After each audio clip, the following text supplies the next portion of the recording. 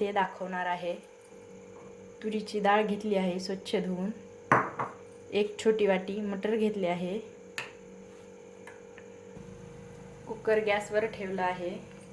ह्यामध्ये डाळ घालते।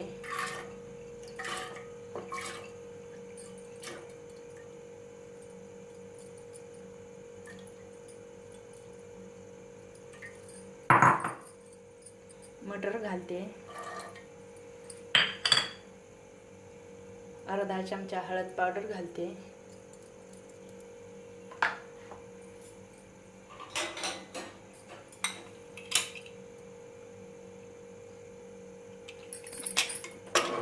कुकर बंद करते।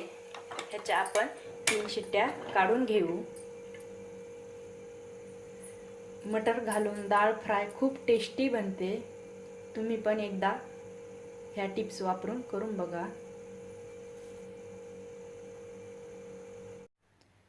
हे बघा आपल्या 3 शिट्ट्या आलेल्या आहे। मी आता गॅस बंद करते। हे बघा मटर डाळ व्यवस्थित शिजलेली आहे, मऊ अशी। मी आता गॅसवर कढई ठेवते।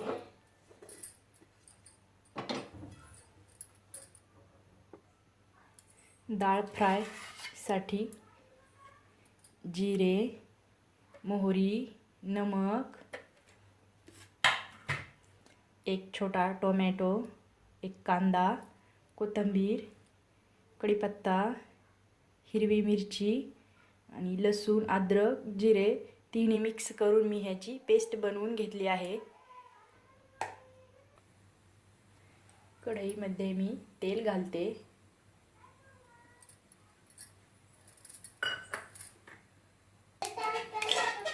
एक चमचा मोहरी घालते। मोहरी तडतडलेली आहे। ह्यामध्ये 1 चमचा जिरा घालते। कढीपत्ता घालते।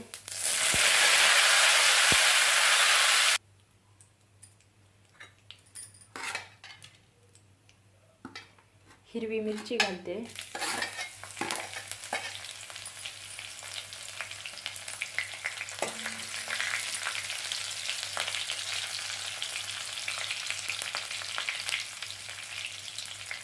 कांदा,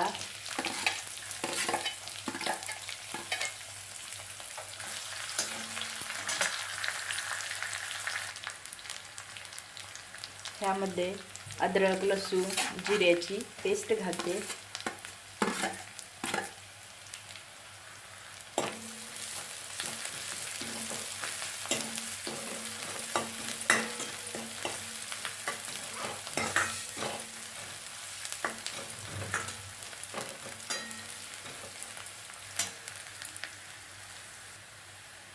टोमॅटो घालते।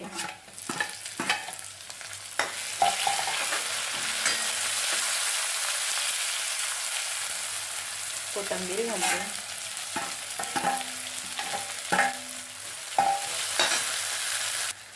ह्यामध्ये डाळ घालते।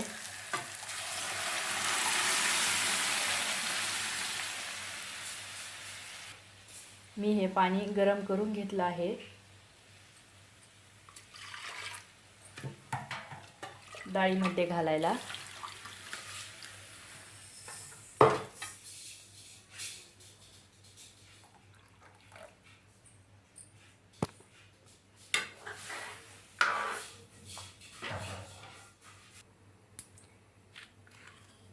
चवीनुसार नमक घालते।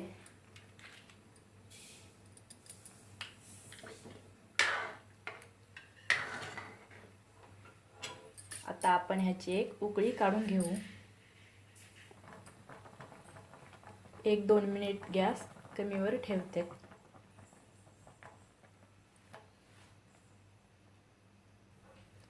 आपली डाळ फ्राय झालेली आहे। गॅस मी बंद करते। ह्याला मी तुपाचा तडका घालते। मी इथे तूप घेतला आहे। ह्यामध्ये लसूण घालते, छोटा छोटा कट केलेला। ह्यामध्ये थोडं हिंग पावडर घालते।